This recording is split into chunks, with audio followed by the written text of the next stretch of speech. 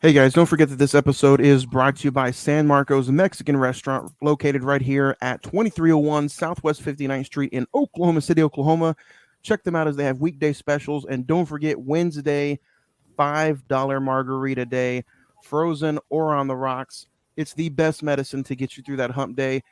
And don't forget, even better customer service along with great food equals for a great experience. San Marcos Mexican Restaurant, the only restaurant of the Cine-Men movie podcast.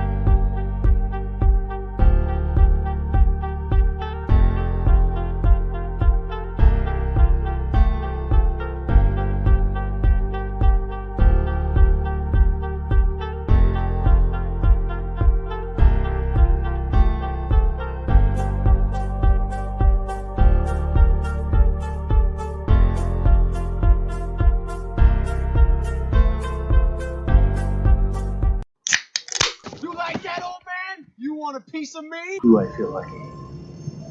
Well, do you, punk?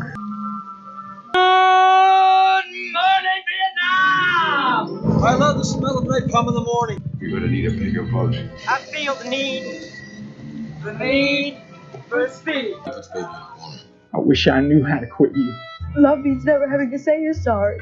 You do. You'll shoot your eye out, kid. Happy Monday, moviegoers. Welcome to episode 201. Welcome to Thor: Love and Thunder, and welcome to the Cine-Men movie podcast. I'm your host, Juan, and I am joined by the cast, the crew, the guys. Zacchaeus. Hey, what's up, guys? Craig.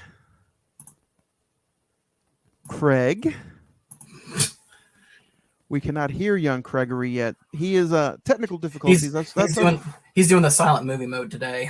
That's what happens when you experience live.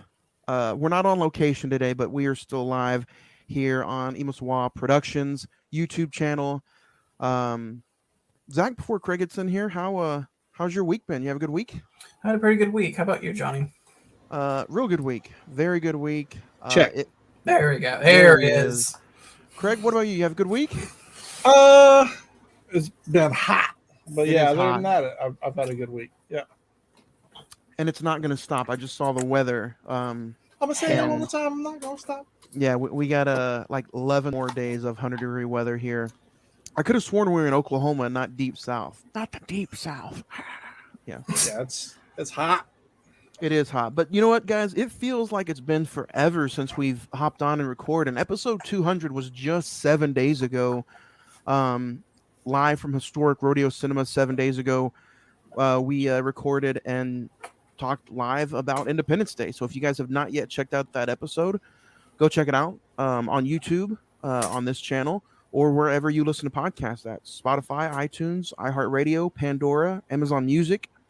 And thanks to Prescribed Films Network, hashtag the PFPN, you can check us out on a podcast network. We're over there, so go to www.prescribedfilms.com. And speaking of Prescribed Films, we got Halloween Palooza coming up October 7th and 8th in October. So that's going to be, our first. Not only is there going to be live podcasts there, but there's going to be some film festivals going on. It's a horror con, a horror podcast, so the Cine-Men movie podcast will make their presence known live and in person October 7th and 8th for Halloween Palooza. But let's get into it, guys. It's been a while. You guys can find us on the social media pages, handing out some giveaways. Some digital copies are coming up again. Facebook.com/the Cine-Men movie podcast. The Instagram is all one word, the Cine-Men movie podcast. The Twitter is at Cine-Men405. And then you guys can email the show. We have an email bag at the end of every show that we will read some emails out. CINEMEN921@gmail.com. And we'll get into it a little bit later on as well. Craig, we didn't get the good weekend. You said other than being hot? Let's see. What did I do this weekend? I went full dad mode, went to Lowe's, bought a light fixture, and put up a new light in the kitchen. So it gives it a whole new vibe. I feel like it's a new house. So I'll just do that with every room. Wait till you paint that garage door. I don't need to paint the garage door. Zach, what about you? You have a good weekend? I did. Yep. Get to talk about Thor: Love and Thunder today, and overall, it was very peaceful. Honestly, not a lot happened. Just kind of hanged out almost. A good week. Again, thank you everybody for joining us, whether it was on Spotify or in person, for episode 200. Personally, I want to say thank you to everybody involved, whether it's you three, Ed was there, anybody who showed up and participated. Thank you to Rodeo Cinema. Can't wait. And we're going to go back. We're not done. We're going to be there July 31st, Sunday, 1 p.m. for a live podcast lobby screening of Everything Everywhere All at Once. So that's Sunday, July 31st. But Zach, speaking of Rodeo Cinema, you have some good old things to say about Rodeo Cinema, don't you? Absolutely. I think all of us would, especially since we did our 200th episode there. Rodeo Cinema, a nonprofit art house movie theater located in the stockyards of Oklahoma, located on 2221 Exchange Avenue. They're currently showing Elvis, the biopic starring Austin Butler and Tom Hanks, and Official Competition with Penelope Cruz and Antonio Banderas. Like Johnny said, please come and check us out on July 31st, where we do a live lobby show and do a watch along and do the show for Everything Everywhere All at Once. So Rodeo Cinema, tell them that the Cine-Men Movie Podcast sent you. Nice. So now that we got some of that out of the way, again, Zach said it best. Rodeo Cinema, go check them out. Now it's time to get into some movie news.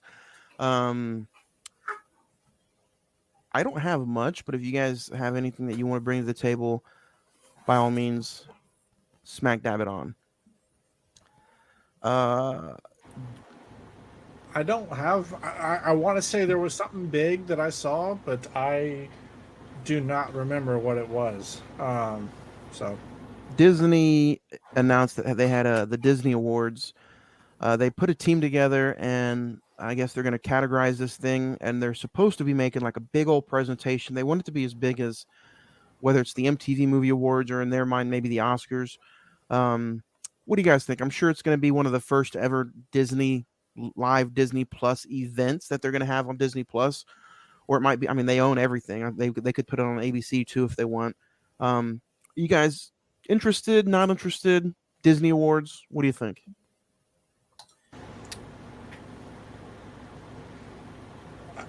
it's just, it's one of those things where it sounds weird initially, and I bet once they do it, people will love it. Or it's sink or swim with the first one. It's all Disney, so everybody's going to be really familiar with it.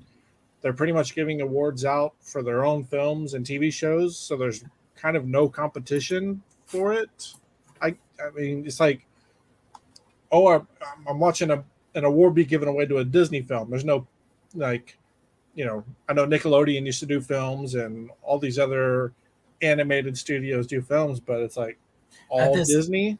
Well, maybe it won't be just Disney. Maybe they're going to do like, hey, maybe they'll invite, people like The Rock on and be like, hey, best, instead of best actor, maybe they'll call it something else. But I think that's what they're trying to do, is something like the MTV Movie Awards.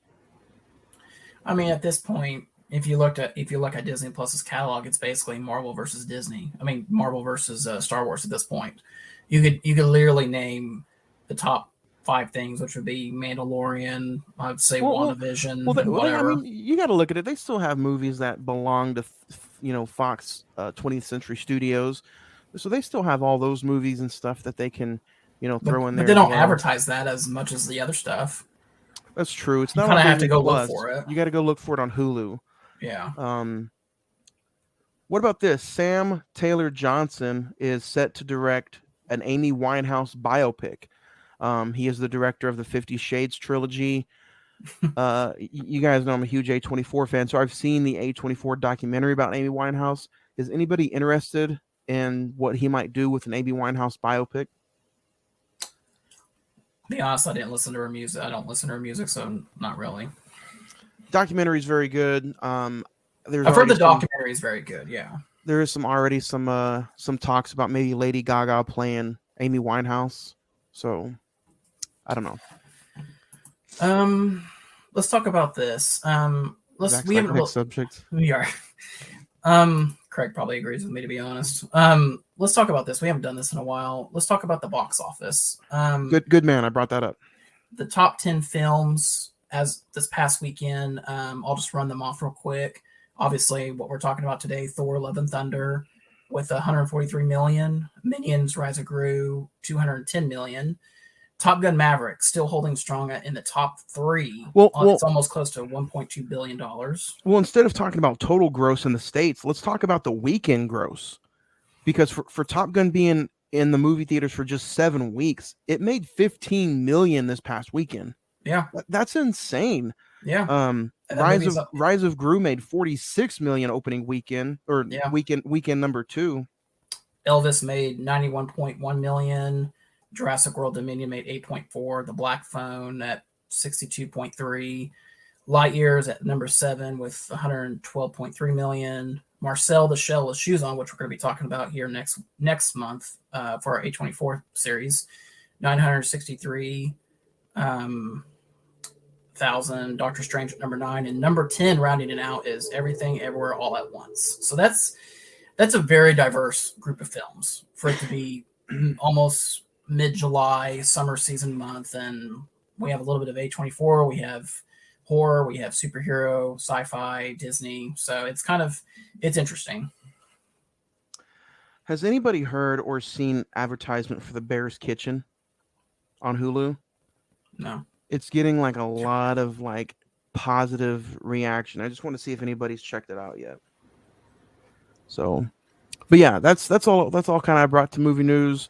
Unless anybody else wanted to bring something. I wanted to just, can you hear me? Yeah. Okay. I just wanted to say, we're talking about Top Gun making 15 million this weekend.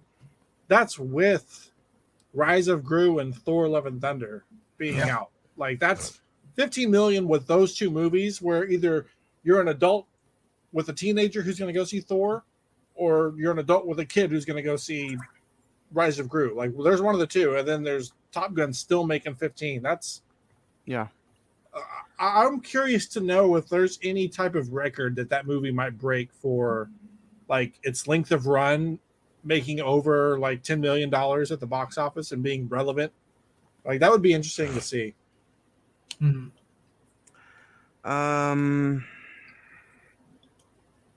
I know that it still doesn't have I don't think it has a Blu-ray release yet, but I know it's probably going to hit Blu-ray probably Labor Day. It wouldn't surprise me if this movie is still in theaters come September. Top Gun? Yeah. Just keeping it in there as long as it's making money. Yeah. Yeah, 15 million is a lot of money. So yeah, it's insane to me. It doesn't really have any competition other than Nope.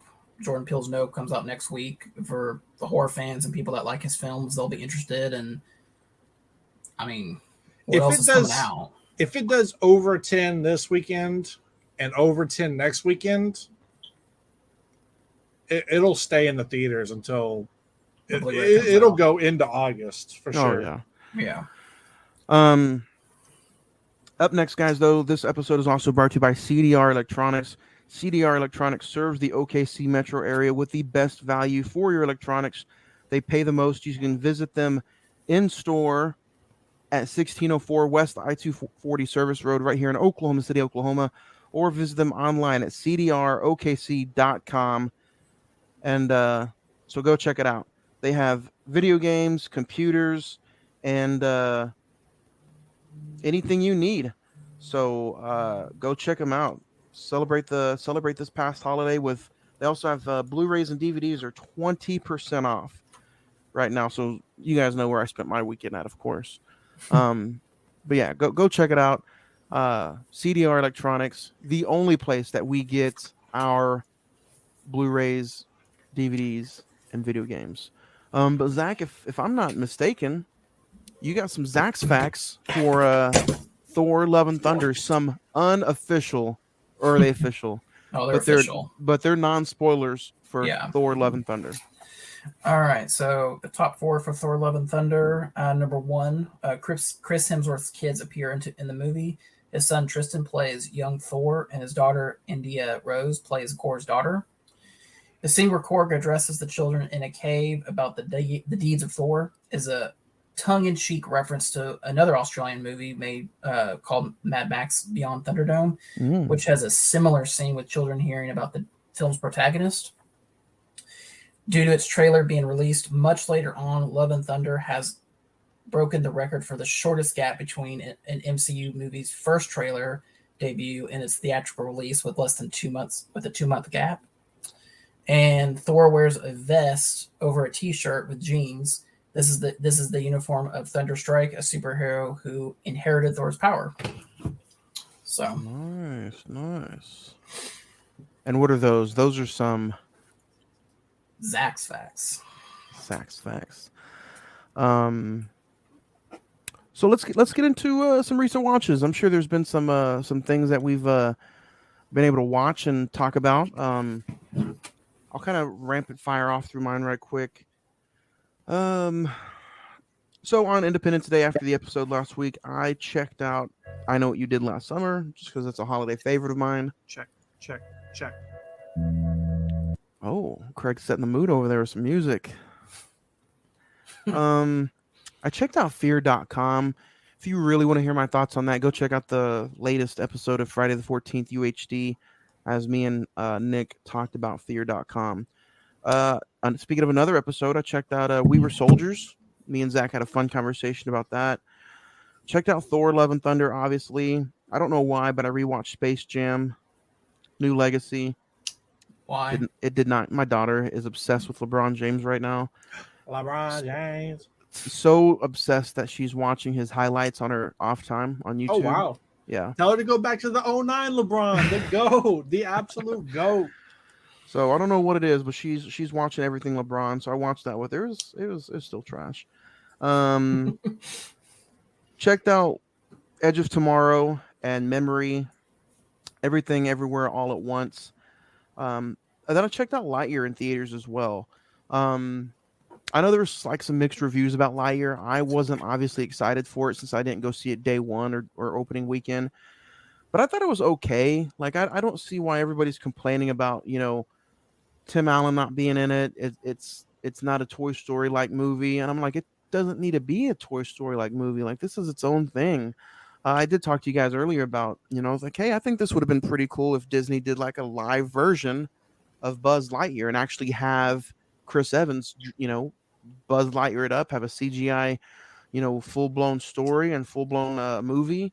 But I think with it being Disney Pixar, the outfit looking just like the outfit, other than some off-the-wall different things, I think people just expected too much of this movie. I think they should have just went in and enjoyed a Disney film. I don't know why it didn't make the money, but I thought it was okay. It was decent. It's fine. I'll use Zach's word. It wasn't great. It wasn't great, but it wasn't terrible. I'd watch it again. You think it's going to fall in that like Solo range of a lot of people are going to really like it, but the majority of people are going to discredit it? No, I don't know. It's going to be, what's going to be interesting is where are these Disney Pixar movies that have been just okay for the last 6 months? Where are they going to fall come Oscar season? Because the last five or 6 years, Disney Pixar has ran away with Best Animated Feature. Yeah, I don't know if that's going to happen this year. You might even be able to say, hey, can old Marcel the Shell be in that conversation this year? I don't know. It's live action, but it also is animated. So, but if I had to recommend anything off of my watch list, at the Redbox, Everything Everywhere All at Once, or just, you know what, guys, we live in a day and age where you can rent these movies on Vudu for like $2.99 now. I would check Lightyear out in theaters before it goes away, because I think with the new Paul's movie that comes out next week, I think it's probably going to be taken out in theaters. And then go check out Thor: Love and Thunder. We talked about We Were Soldiers also. I think that's on Paramount Plus. And you know what? Memory with Liam Neeson, for him just shooting out a bunch of random movies here lately, Memory was not bad. I would put Memory in there with just an It's Fine as well, but it wasn't terrible. So rent Memory for like $2.99 on Vudu. Zach, what about you? Did you check anything out? With the exception of Thor: Love and Thunder, it was kind of a slow week. Honestly, still catching up with or keeping track of The Old Man on FX, Hulu with Jeff Bridges. We are 6 episodes this week, and then the final episodes next week. But it did get renewed for a second season, which was interesting. And honestly, next week's episode, Malcolm X. Guys might want to carve out some time for the girthiness of 3 hours and 20 minutes.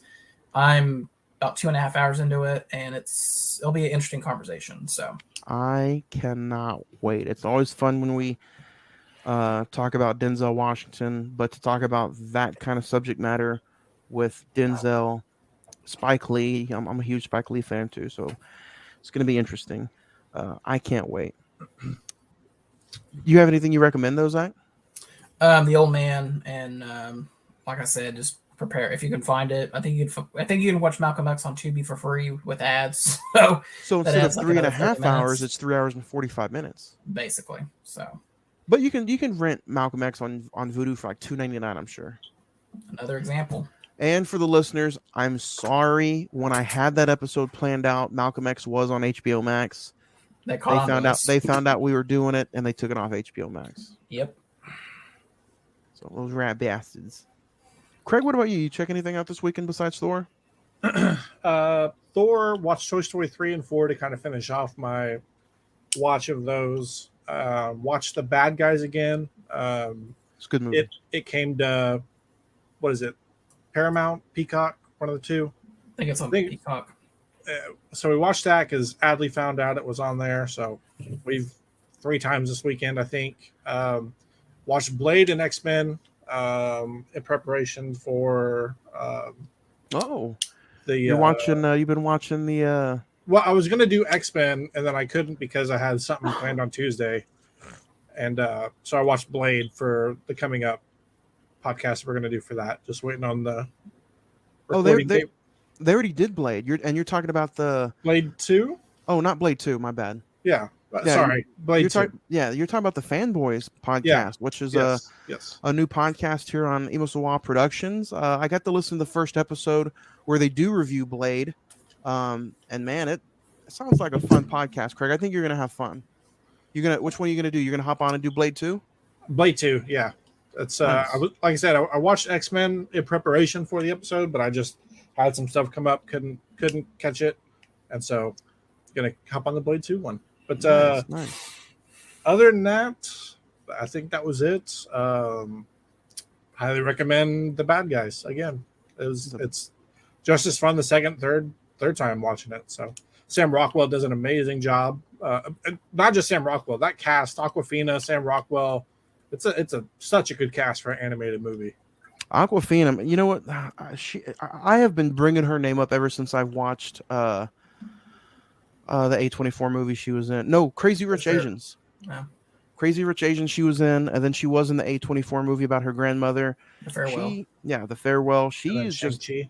Shang-Chi. Everything she's in, she just knocks it out of the park. Yeah. Not to mention it also helps on a hot day. You know, some Aquafina ice cold is also good as well. So no brand dropping if they're not sponsored. Exactly.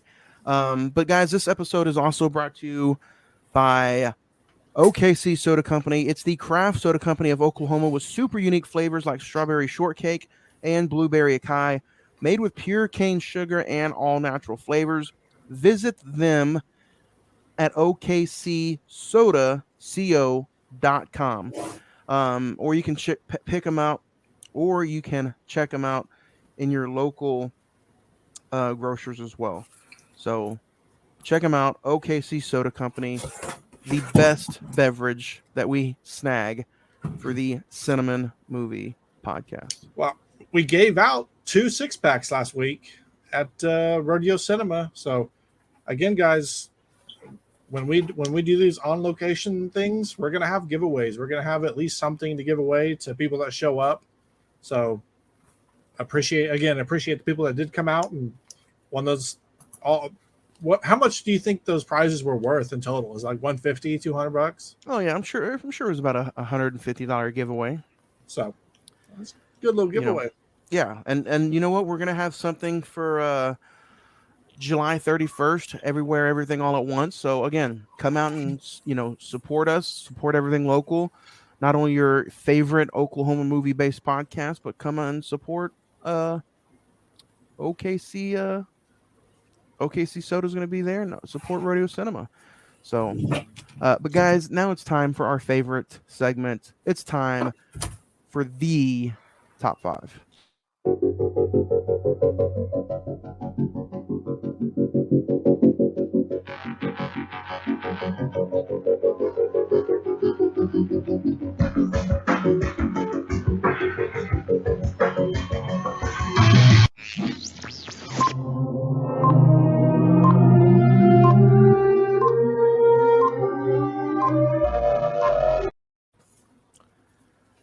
This week, guys, we are talking our top five movies of 2022 so far.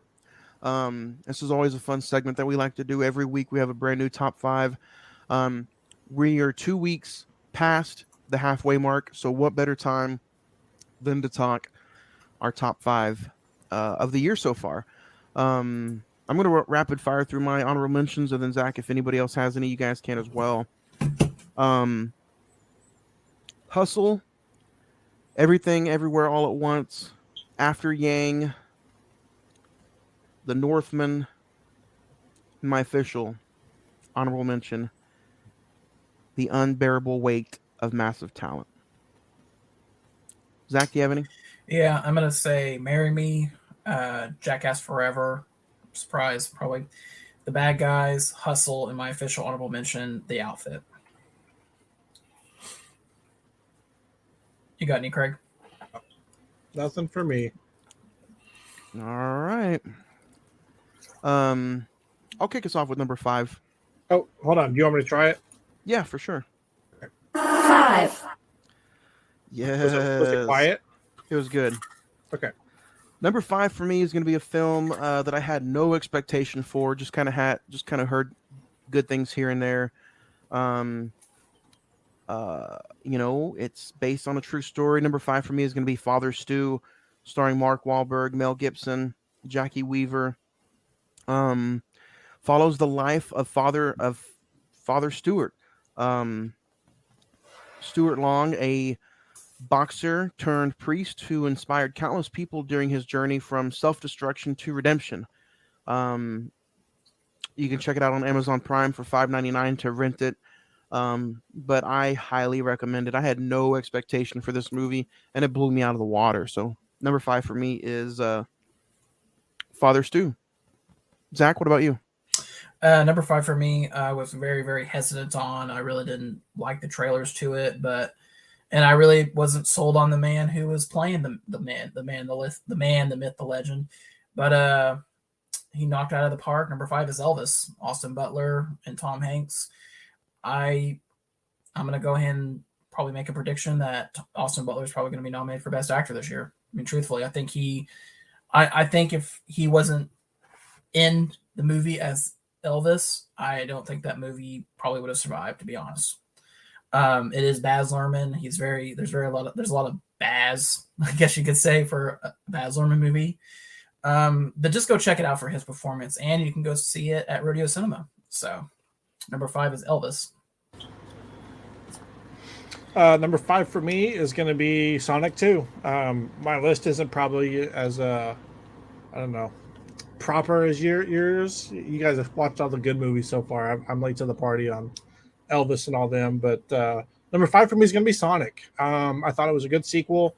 Jim Carrey knocked it out of the park as Dr. Eggman. It was just a fun movie, especially going my daughter's first time ever in a movie theater. So it'll be a movie that I remember for a long, long time. But yeah, it's number five for me is going to be Sonic 2. 4. And Craig, that's what it's all about, man. It doesn't matter, what movie it is, as long as it leaves an impactful memory on you, and it's like, oh, I could definitely watch that again. That's where these movies are sliding right in for me, at least. So yeah, number 4 for me. Number 4 is going to be X. Is it really number 4? Number 4 is going to be X. I caught that pun. Number 4 is going to be X. I can't wait to one day talk about it just to see what everybody else's opinions are. This is a horror movie to me that it's more fun to talk about from people's reactions maybe than to sit and actually watch it. But in 1979, a group of young filmmakers set out to make an adult film in Texas. But when their elderly hosts catch them in the act, the cast finds themselves fighting for their lives. So, of course, it's A24, but I went in to this movie probably overhyped, and usually that kind of bums me out and it doesn't set well for me, but it worked out in this way just because of how out there, how brutal, and how kind of vibish this movie is. So number 4 for me is X. Zach, what about you? Number 4, the movie we're talking about today, Thor: Love and Thunder. So we'll talk about it here in a little bit. Number 4 for me is going to be Lightyear. Again, it was one of those movies where I had a lot of hope for it. I know a lot of people don't like it or haven't gone to see it to give it that chance, but it's the nostalgia for me. I went and bought a Buzz Lightyear after watching it. I can probably go get it here in a little bit, but I have my Woody from 1995, so I needed a Buzz to go with it. So, I could have swore that was going to be your number 1 or number 2. No. It was good. It wasn't great. I did like it. I do think, in my opinion, it's going to hold up for me down the line. But yeah, it's my number 4. Nice. 3, Number 3 for me has already been mentioned, so I won't spend too much time on it. Plus, I think it's going to be an episode soon, especially when it hits the Blu-ray. Number 3 for me is Elvis. Yeah, Zach, I have the same idea with you. Before the movie was even announced, or before the trailer had came out, I was like, Elvis, with who playing Elvis? Yeah. You know, I was just like, yeah, it's gonna be trash. And then I saw the trailer and I was like, holy Jailhouse Rock.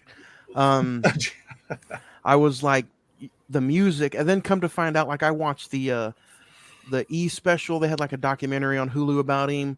Mm-hmm. To find out that he sang those songs and he did all the performances his own self. Yeah, hats off. And now not only do I hope he gets nominated, but I hope he wins it. I mean, so far I haven't seen hardly anything else maybe that I would give it to.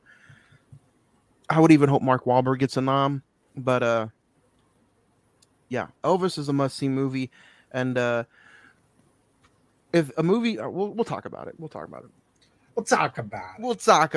Number 3 for me, Elvis. Zach, what do you got? 3. Number 3, probably the first big movie of the year, The Batman. Robert Pattinson has a killer supporting cast around him. Zoe Kravitz, Jeffrey Wright, Paul Dano, Colin Farrell. I'm glad Matt Reeves just took it back to basics. Batman's a detective just trying to, quote unquote, solve crime in Gotham. And I think, yeah, it is a girthy film at almost 3 hours, but I mean, Robert Pattinson's performance, I mean, if you were a naysayer or just didn't think he was a good actor, go check that out. I think he's really shredded the Twilight persona and just kind of made it his own style of acting. So the Batman's number 3. May the girth be with you. Number 3 is going to be the movie we're talking about today, Thor: Love and Thunder. So that's that. 2, Number 2 for me. This was a hard decision, boy, let me tell you. But it's all about memories and the way a movie can make me feel at the end of the day. Both these movies are a 10. Number 2 for me is a Top Gun Maverick. If you guys have not heard us ooze all over Top Gun Maverick, go back and check out the episode just a few short weeks ago. Fun episode. Still to this day, our highest downloaded episode of all time. So go check out Top Gun Maverick. That's my number 2. Zach, number 2 for you? Number 2, it's gotten mixed reviews. I think the critics like it, but audiences don't really like it. Number 2 is the new Apple TV movie, Cha Cha Real Smooth, directed by Cooper Rafe, starring Dakota Johnson, Leslie Mann, and Brad Garrett are in it. And Cooper Rafe, who directed it, is also one of the main characters. A young man who works as a bar mitzvah party host strikes up a friendship with the mother and her autistic daughter. Great performances, and makes you cry, makes you smile, makes you kind of think about where you are in your life and kind of going forward and what you want to do. Terrific movie. It's just one of those films, kind of like it reminds me a lot of the Peanut Butter Falcon that came out 2019, I think. Just once I saw it, I knew it's going to be top 10 movie for me. So Dakota Johnson's in that too. Yeah. Apple TV, man, it's they're growing. They're not gonna get any love from me until I get Coda out on Blu-ray. Yeah. Number 2 for me, technically 1A, 1B at this point. Like you said, Johnny, they're both 10s. Number 2 for me is going to be Batman. Robert Pattinson knocked it out of the park. It was just one of those movies where we were just kind of like, is it going to be good? Leading up to it. And then I think Johnny was kind of set on it from the get-go, but then saw it 5 times in the theater. I saw like that. It was like the first or second initial trailer where it like actually showed stuff, and I was like, "It's going to be $1 billion movie. It's going to be awesome." So, number 1B is going to be Batman. 1. Number 1 for me is going to be the Batman, just because I'm like 3-hour movie, saw it 3 times in theaters. Surely, when I finally get the Blu-ray and watch it, it won't have the same meaning. It did. The hard-hitting action. The psycho crazy feeling of the Riddler, making it feel like a horror movie at times, and then the just raw emotion from Pattinson at the end when he's trying to save the city and save the arena. That's not all what I wanted in just a Batman movie, but it's also a damn good movie. And yeah, I'm going to be a little bit biased because I get to put the Batman as a number 1 movie, but that's just the way it is. Top Gun is very, very close though. Don't get me wrong, all these movies are a 10 actually on my list, except for Father Stew. I gave Father Stew a 9. So all these movies are 10s for me, and I have to have a little bit of light on Everything Everywhere All at Once. The episode is in just a few weeks. I highly recommend that you guys watch this movie at least twice before the episode, because it is just a total wrap around mind orgasm. And I'm like, I don't know if I want to like it or love it. So it's definitely one of those movies that is just, maybe it gets better with multiple viewings, but for now, it was just an honorable mention. So I'm still kind of on the fence about this movie. Is this one of those that where, like you said, Johnny, you're either going to love it or you hate it? No. I don't think you're going to hate it. No. I think you're going to like it, or you're just going to flat out love it. I think you can respect what they're doing. So I think automatically, mostly everybody should like it. But I don't know. I think one more viewing, I'd be like, okay. So that's why that movie is an honorable mention. Johnny's sitting there singing Toby Keith. I like it. I love it. But yeah, the Batman number 1 for me. Zach, what's number 1 for you? You Jurassic World Dominion. Well, I was going to say Morbius, but whatever. No, number 1 is Top Gun Maverick. I mean, talk about just credible theater going experience. Just talk about a film that had just passion and heart and just wanted to do the right thing with a sequel. Even Tom Cruise is, man, he took his time, and it just definitely paid off, not only with critics but with the box office. It's his biggest movie ever in his career. So hats off to you, Mr. Cruise. And I've seen it twice, and me personally, I think it's a perfect film. I can't find any flaws with it. So that's number 1 is Top Gun Maverick. Number 1 for me is going to be Top Gun. I agree with you, Zach. Where Batman may have some slow points, it does excel in the cinematic feeling, where it's bigger than what it just a film. But damn, did they do everything in Top Gun, top to bottom, the sound, the score, the visuals, the acting, the action, the story. It's not just some sequel. It is a damn near perfect film, if not perfect. So that's my number one. And that's a fun list, guys. We got some good emails too. Everybody, again, send us in some emails and let us know what your top 5 movies are of the year so far. Hit us up on all the social media, Facebook, Instagram, but email us at cinemen921 at gmail.com. And, we'll talk about, your top 5. So send us in the love. So, uh, we appreciate it. Also, guys, don't forget this episode is brought to you by Red and Blues Pizza. Order now at 405-602-2838. They are located here at 4500 South May Avenue, right here in Oklahoma City, Oklahoma. Open 7 days a week. They don't take a day off. Hot and fresh pizza, better than the other guys, and the deals are amazing. So go check them out. They also have stuff that's not pizza if you want, like gyros, salads, sandwiches, and others. So check them out. Red and Blues Pizza, the only place that we grab some pizza from.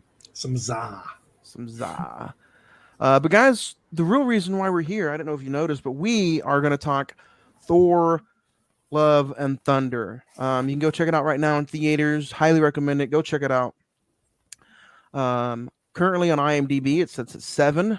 Rotten Tomatoes at 68%. The Metascore is at 58%, while the Google users are at 83%. With a budget of $250 million, this movie has already grossed $300 million worldwide, and it just came out July 8th, 2022. Thor enlists the help of Valkyrie, Korg, and ex-girlfriend Jane Foster to fight Gore, the God Butcher, who intends to make the gods extinct. Starring Chris Helmsworth, Natalie Portman, Christian Bale, Tessa Thompson, Taika Waititi, Russell Crowe, Jamie Alexander, with special appearances by Chris Pratt, Dave Bautista, Karen Gillian, Sean Gunn, Bradley Cooper, Vin Diesel, and directed and written by Taika Waititi. Guys, let's talk about some director talk, actually. Zach, you love bringing up some of the filmographies from this director, or from any director, in our newest segment called Director Talk. Do you guys have any maybe favorite movie or two from him that he's done? He's done so many things as an actor, but I think as a director, Zach, what all has he done as a director? As a director, he's really just kind of came in his own, just like not even a few years, barely just like 5 years ago. He's gone back since 2007 with Eagle versus Shark and Boy in 2010, but his like breakout role as a director was What We Do in the Shadows, which is kind of like a vampire spoof. They've done it into a TV show now on FX. Hunt for the Wilder People, 2017, Thor Ragnarok. 2019, he did Jojo Rabbit, which you talked about. He actually won Best Original Screenplay at the Oscars, which I think is very deserving. And now Thor: Love and Thunder. So I think I really respect what he did with Jojo Rabbit, to be honest, because that was a very that's a type of material that you either succeed at or you fail miserably, and I think he very much succeeded with that. So. Oh yeah, dude, it took him all the way to the Oscars. I was watching a sort of interview with him, and when he took Jojo Rabbit to the studio, they were like, "One condition, you play Hitler." Yeah. And he said, "I didn't do any research on the guy because he's not the type of guy that I should give any attention to."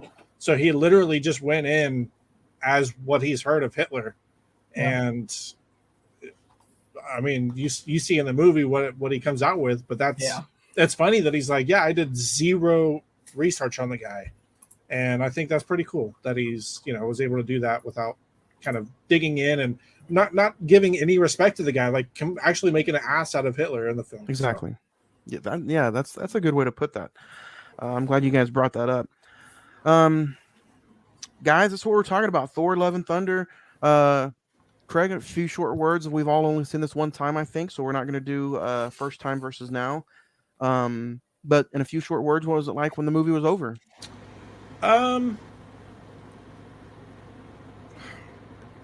It's weird. I didn't have a few short words. I was impressed with Christian Bale. I'll put it that way. Yeah, just put it like that. Few short words. I would say, I'd say impressed. Zach? Yeah, kind of a combination of both of y'all. We'll get into it, but just impressed and just had fun with it. So get beyond this point, guys. We are 45 minutes into the episode. If you have not seen this movie, pause it, exit, and come back. This episode is going to be audio, so you can pause and rewind and come back. But we're at 45 minutes into the episode. Thor: Love and Thunder. Go check it out because we're kicking it off. Spoiler heavy as of now. Christian Bale. I love the way the movie starts, and this is what automatically I was like, sign me up, because I'm not gonna lie. I was like, a fourth Thor movie. Iron Man didn't even get a fourth film. Captain America technically It's getting barely one, but he technically only had 3. Well, yeah. Well, even he really only had 2.5. Right. So yeah, that's true. So like he's Thor. Thor was never really one of my big characters. I wasn't really heavy on Chris Hemsworth in Thor 1 or 2 or the first Avengers. It wasn't until Ragnarok that Watiti picked up and gave Thor some color. So I was like, do we really need a fourth Thor film? But I gotta say, the way it starts off, I thought when the movie first started, and you guys can jump in, but when the movie first started with Christian Bale walking across the desert, I was like, what the fuck? What the is this a kickoff? Are they showing like a Mad Max preview or something? Is that what this it jumped immediately into the film. Yeah. So I was like, I didn't know exactly what it was, but I'm I like how, because we all, when the movie came out, we were like, okay, he's Gore the God Butcher. You already knew what he was, and it shows him in a light where it's like a 15-minute segment. It gives you all the backstory you need for his character. Not even really 15. It was short and sweet. It's about 10, yeah. So it's like, why is he the God Butcher? How is he the God Butcher? And just the story leading up to why he's even doing what he's doing and why he hasn't been around until now. So I think it was a perfect setup. 10 minutes short and sweet, get into the movie. Yeah, and you saw him in his, I think it was just his regular human, almost human-like form. And then after he took the sword and killed who he needed to kill, I don't know, man. I have to praise Christian Bale, because anytime this guy comes out with something, he amazes me. And then he'll come up with something, and it's like, oh, yeah, it was all right. And then he just, in a movie where you think performances aren't going to matter because it's a Marvel movie, you're like, no, the dude knocked it out, man. And he, every scene he was in, I just completely enjoyed. Even the scenes that he wasn't saying anything, he was just sitting back, chilling, being super creepy. And I'm like, man, that's what a villain. That's what you're supposed to feel. And I don't know if I put this in the group chat, but this movie accomplished what Doctor Strange wanted to accomplish. When there was that moment where the darkness kind of comes up and he's like here and then jumps to the screen in front of you, and it had like that screech like a horror film. Mm-hmm. Perfect. And the darkness with the shadows. I think Doctor Strange was just trying too hard to be a horror movie with Sam Raimi. Yeah.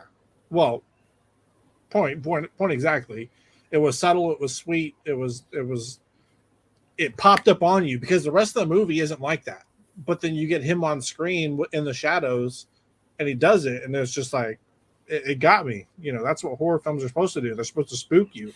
And I didn't know it was going to do that initially. So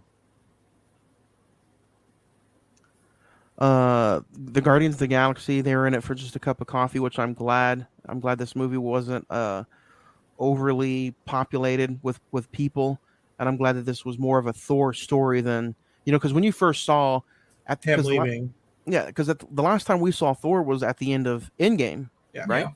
And he was going off with his adventures with Guardians, and I'm like, they're gonna have a fucking 3-hour movie with all them in it now. I'm glad they were there for a little bit and they took off. Yeah, kind of show their missions that they were on and all that. I agree. They didn't need a crossover movie like that. They both they have their characters set. They need their own thing. So Yeah. What did you think of Jane's cancer storyline? took me by surprise a little bit to know that that's the kind of the route that they were going with it, and then that's how she got her powers. But same with you, Zach. Just kind of weird or thrown off that that's the route they went. No, when they announced that Natalie Portman was coming back to do this, I was like, why? You kind of just hated on everything that you've done so far in the MCU, which is only 2 films. But I mean, I think what impressed Natalie Portman the most was Taika's writing on this. It was just like, you know what? I don't know how Jane gets her powers in the comic books, but in this version, having terminal cancer and Milnor able to like suppress that for a little bit, or it gives her almost like steroids a little bit. It really worked for me. I didn't question it. I was just like, okay, so that's how she can control Milnor, and that's how she has her powers. That's all I need to know. So Well, and she's able to get the powers from Milnor because Thor tells him, she's asleep and he's laying on the chair, and he's like, protect her. Yeah. And I thought that was cool that they added that into it. And it's not like, she's just worthy all of a sudden because she was with Thor. I didn't know where they were going to go with it, but that short and sweet answer was perfect. It was good for me. And I liked how Korg is kind of, like I said in my notes, the storyteller for the story is like, she says, it's like, okay, so here's Thor. It's almost kind of like a previously on Thor. Yeah. Here's Thor growing up. Here's what happened between, basically, I don't know, the Dark World and Endgame. They broke up. They got busy doing their own thing. Yeah. She got cancer. Thor saved the universe from Thanos, all this and that. And then it just kind of leads back into, okay, so this is where we are. This is where we're going. And I thought that was really good writing. Yeah, the Korg kind of doing the story was good. Taika Waititi doing his accent, coming in, and he was like, I didn't think Korg would be this kind of character, and after seeing what he did in Ragnarok, he was like, it would be a disservice to the fans to not have him in the movie. So I think him kind of doing that storytelling thing was good because it gives Korg a part in the movie that's not prominent to where you're like, he's not a main character, but he's good enough to be kind of that sidekick / narrator character. Yeah. I like how we talked a little bit about the Guardians, which I agree with both y'all. I think that you didn't need the Guardians in this. Just have them in here for a 15-minute cameo and send them off for Guardians 3 or whatever. The battle with I don't know, I call them owl people or whatever. Yeah, they were like owls. Yeah. And they said it to, and Taika kind of did this in Ragnarok. They took the theme, the trailer music, which was "Sweet Child O' Mine," Guns N' Roses, and they applied it to this film. But it was not just that one. It was "Welcome to the Jungle," which was played during this fight, which I thought was fantastic. Paradise City comes up later, and then "Sweet Child O' Mine." Did you guys like that? I thought it was kind of a Taika trademark. Very Taika vibes. Yeah. And that's what, I think that kind of separates Thor from everything else. And I think that's why the Guardians kind of worked with him going with them, and they were able to do that because Guardians is very music, not necessarily score, but it kind of started with Iron Man, in all honesty, with AC/DC. Yeah. But not as prominent. I think Thor using the music when they used it was in good terms. They didn't just throw it in there to throw it in there. Yeah. It was in moments where it felt right.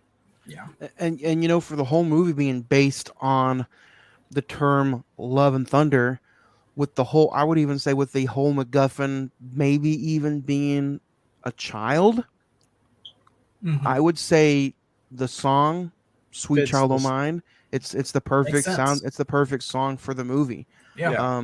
Especially when you find out at the end of the movie who Love and Thunder really is. Yeah. Agreed. So, I like the part where he's, he sees that he's just in a spot where he he doesn't feel anything, and Chris Pratt's telling him, he's like, it's better to feel shitty than to feel nothing. And he's like, I don't want to fight. And then he's like, Thor, we need you. And then he goes down and he's just like, eat my hammer, I think it was what his line was. It's just funny that all the little trinkets that they used of like catchphrases and the feelings and the relationship between him and the hammers. I think all of that was cheesy at the moment. You're like, why are they doing this? But it works. For some reason it just works, where he's talking to an inanimate object and there's no response from it, but you feel that connection between the two. It's just, for some reason, it works. Yeah, for sure. And then you have the amazing gift of the goats. Oh my god. That is one thing that I did not like about this movie. What? Oh, like initially the goats were funny, but every single time they came in, it felt like when Wonder Woman gets that Amazonian music playing, it was like, no, like I don't need it every time they come into the screen. And maybe that's just me.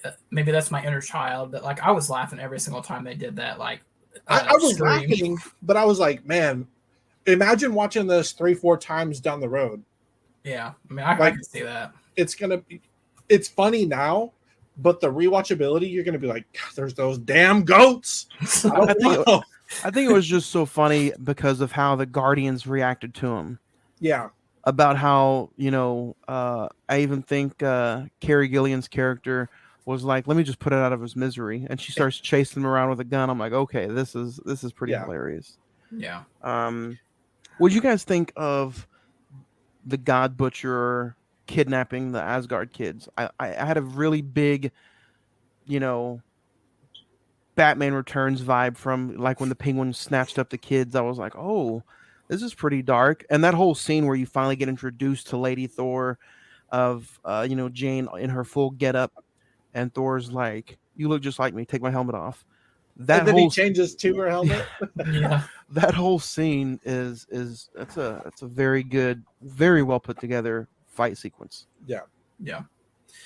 And I like how, I think, Craig, you mentioned it, was just the horror aspect of it was Gore. He's a shadow. He can literally go anywhere, everywhere, all at once almost. And it's just, I think, the movie, I think all of us are going to give this a good grade, but I mean, like, without Christian Bale, I think he, in my opinion, is probably one of the best villains we've gotten in the MCU, probably since Thanos or even Killmonger.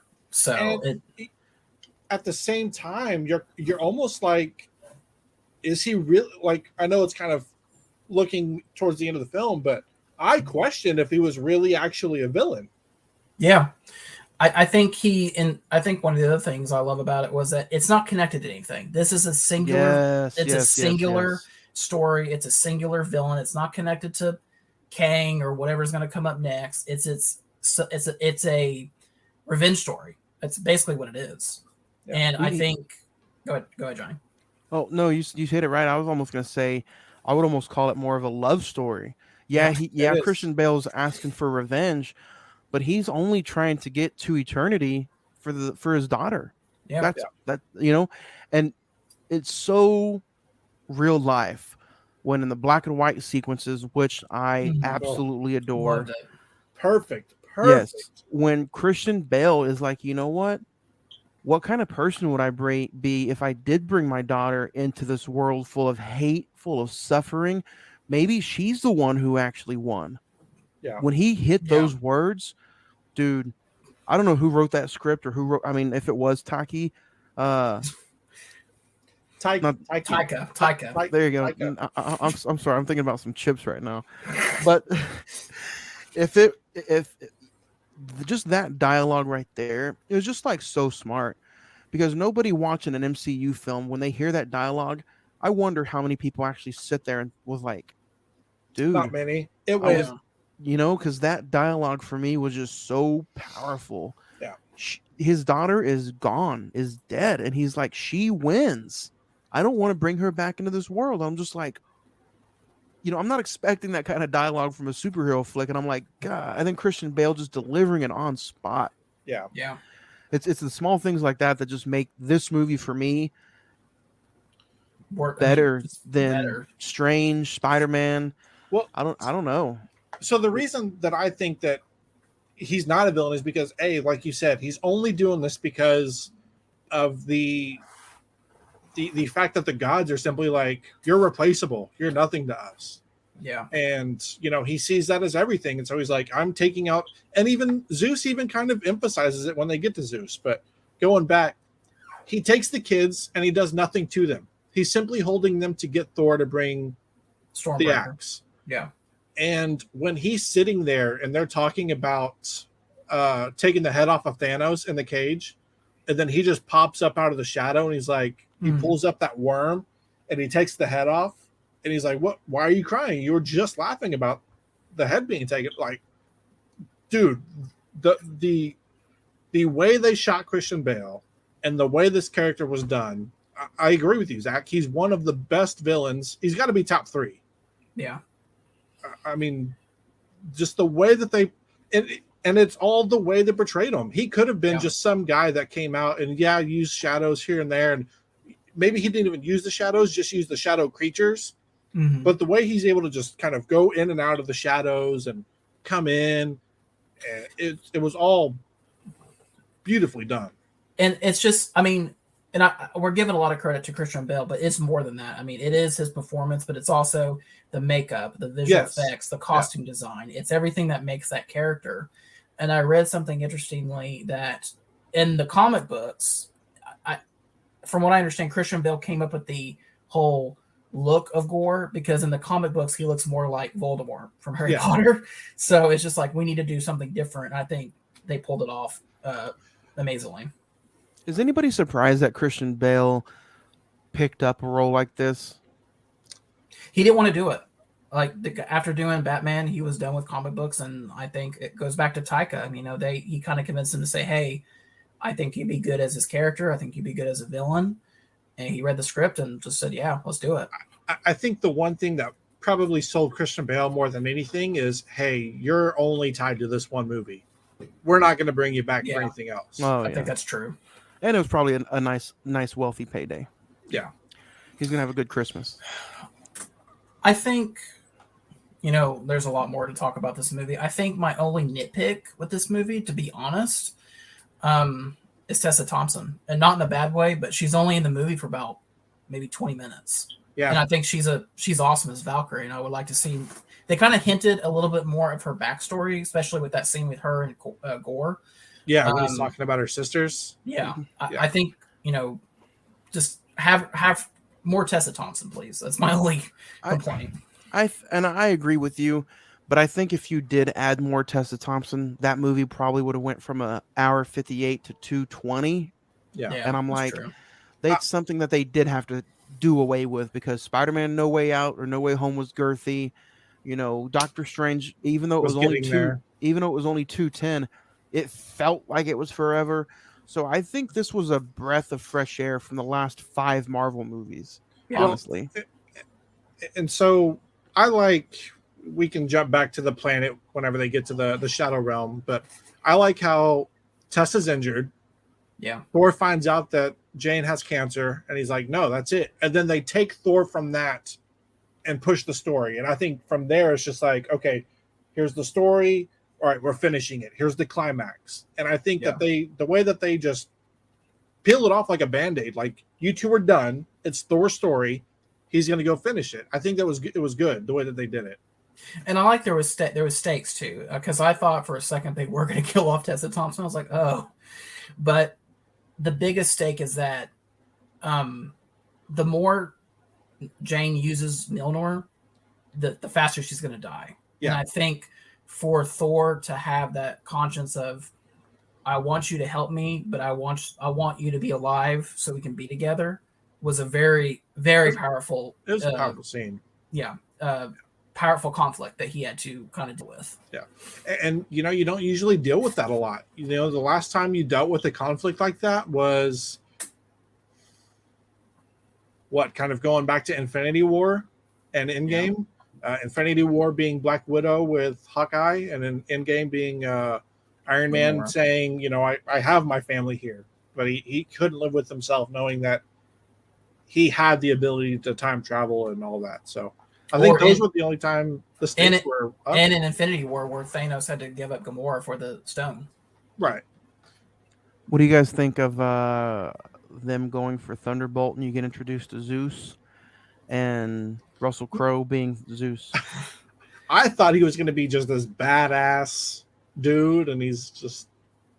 It's Fat Crow, man. Kind of taking on the name. You're not going to be here for the orgy. Do you think if they would have not shown that in the trailer, that would have got a bigger reaction? Not so much that the flick, but just Russell Crowe as Zeus. No, because I think half the people going and seeing this movie don't know who Russell Crowe is. Yeah, that's true. Especially in that costume, it was kind of tough. A little bit. Not for us. But I think, Zach, you guys both said you don't think Christian Bale was the one true villain in this movie. Heavy effing spoilers. Yeah. I think the big main villain, not for the MCU, but just the main villain, got introduced as Zeus, especially with what you see in the post-credit scene. Yeah. So that could he come back with Man in the end credits and come back and them two kind of team up and go after Thor in the next one? Do you? That's another thing. I want to get there. I want to save this in the notes because I know we're going to be jumping around. Does Thor deserve a 5th movie? I know it says Thor will be back, but I mean, I know he probably deserves it. But I mean, I guess if they keep popping funny ones out like this that are making $300 million opening weekend, of course we're going to go see it. Well, episode 395, we're going to go talk about it. But like, do you but I don't a 5th Thor movie? I think it's really going to come down to this. Not Thor. He's basically Thor, but Chris Hemsworth has basically said, I'll play this character as long as people want me to play it. But it also comes back to... Go ahead, Chris. He also said he'll play it as long as there's a good character arc. Exactly, because I think if Taika doesn't come back for the 5th film, that'd be the 5th film? Yeah. Then I don't see any reason to do it, to be honest. Because if it wasn't for Taika and Chris Hemsworth, I don't know if I was going to be interested in it, to be honest. Yeah. I don't know. But another thing I wanted to point out was I know he bulked up for coming back as Thor, but did you guys see how jacked Chris Hemsworth was? Yeah. Dude's jacked. And I know he's getting ready. I don't know if you guys know, but he's getting ready to play Hulk Hogan in a biopic. So I know that had a lot to do with it, but that dude is massive. He's been taking his brother. Yeah, he's been taking his vitamins, saying his prayers. I'm going to be very, very interested to see how he looks as Hulk Hogan. And is it going to be like 80s Hogan, 90s Hogan, or is it going to be like Hogan? Yeah, I don't know what it's going to be, but I think it's going to be pretty cool. So he also has Extraction 2 and Furiosa, the Mad Max spinoff. So when we're on the boat, which was funny because he's like, we need transportation because Stormbreaker has the power, but so they take the like ferry boat that they use for the amusement park of Asgard. Yeah. When Korg is telling the story about how he was made, it threw me off when he was like, yeah, my 2 dads. I was like, okay, what? And then he's like, yeah, they held hands over a molten rock, and I died. I legit laughed my ass off when he was telling that story. And, kind of jumping ahead, when he's telling the story at the end and he met the guy named Steve and they were at the rock holding hands, I was just like, only Korg could fucking tell that story and it'd be absolutely hilarious. Would you get away with it. Speaking of Asgard, what did you guys think of the play from Asgard with Matt Damon? Damon. That annoyed me really bad in Ragnarok, but I don't know. They just pulled it off so well in this one, and then bring in Melissa McCarthy as Hela. It's just what. It's like one of those things where it's like it doesn't need to be in the movie, but I'm really glad it was, just because of how funny Matt Damon and I don't know who the other guy was. That's Luke Hemsworth. That's his brother. Oh, okay. But yeah, it was really funny. And Which, then there are... Go ahead. No, go for it. I was just going to say, and then they all kind of rise up. And then, I like how they made Asgard like a destination attraction place. It's just like, this is literally a whole world that's been demolished, and then now it's kind of like, come to Asgard. We got the theater. You can come see Mjolnir. You can come do all kinds of stuff. Drink Asgardian beer. Yeah. What's that? The snaps too. Oh my god, that killed me. It Well, was the ice cream snaps. The ice cream snap. Oh, Yeah. Infinity cones. Yeah, Yes. Infinity cones. So I went to Penn Square over the weekend on Friday, and there's actually a cup at one of the stores up there that does like pop culture stuff, and it's a cup that says Infinity Cones, and it has the hand with ice cream. Yeah, it's fun. That killed me, man. But that's what I'm talking about. That's like the genius of Taika's writing. It's just like I wouldn't have been able to come up with that, but it's just like, hey, what if we have an ice cream parlor named after the Infinity Stones? So And- that's brilliant. And for some off reason, like it worked, and it wasn't It like worked. this movie wasn't overly the pacing wasn't, I wasn't sitting there No. looking at my phone. The movie just flew by. And it's barely 2 hours. And Yeah, for and that to be a Marvel movie, that's impressive. my nitpick, and this is a small one, I'm not saying this is a perfect movie and I'm going to give it a 10, but my nitpick was I feel like maybe a few too many minutes were just spent on some of the kids. Yeah, I wish there was more interaction between Thor and Gore. Yeah, like I feel like he didn't have to go and close his eyes and go see the kids in person for a little bit, but I mean it was leading up to a story, so therefore it's not it's not wasted at all. Yeah, But again, I'm not saying it needed to be taken out because it felt too long. I'm just saying if I did have a nitpick or two, it would be that. But that led into Tessa Thompson tickling Thor's nose and another funny moment. Yeah. and it's cool to see that we see Heimdall's son, who has the eyes to be able to see stuff. Axel. Yeah. Which He's like, after my favorite band. Like, that's the small stuff where it's just like little one-liners. It's in, it's out, and you hear it and you laugh at it, but it doesn't take time to tell the joke. But it doesn't distract you. It's just like, really? Are they doing an Axl Rose reference? It's like, no, that makes sense because we already heard 2 Guns N' Roses songs. So yeah. But the fight on the Shadow Realm, on that, and you think it's going to be this huge planet, and then they just go ship first into the rock, and the goats are like, died. Like they get on the rock, and when they're coming in, it kind of goes from color to black. Yeah, dude, I absolutely love that scene. That might be one of my favorite scenes when they're on that rock in all of the MCU. Like, it was very well done. And then Natalie Portman has it's a trap. Yeah. Yeah. And then he comes out of the shadows again, like. And then like he almost uses Valkyrie and Jane against Thor of like, oh yeah, I slaughtered your sisters. Oh, and you're dying. Who are you going to save, basically? Because I knew I knew he was going to have to make a choice between the 2 of them eventually. Pulling the old Dark Knight. He is. And like you said, Craig, that some people might, get turned off by black and white, but that was just masterfully well done. The cinematography, it just looked like it just looked beautiful, I guess is the only word I could say. Yeah, I agree. So, yeah, it did. When they kept talking about was it Valhalla? Yeah. Valhalla, yeah. What did you guys think?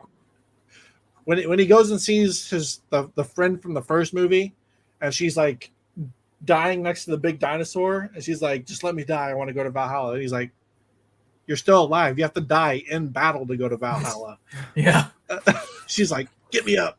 He's like, well, your arm's in Valhalla because this is chopped off.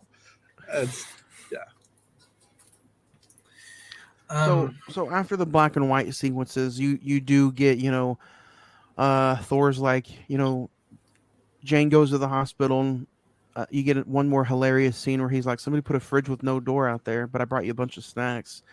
That's where after that you get the serious moments of Thor saying, hey, you have to stay here. But another small thing I like is they don't let you forget that the Avengers are like cops and deputies now. Like the doctor or the nurse is telling Thor exactly what's going on with Jane, and he's like, thank you. And she's like, no problem, Thor.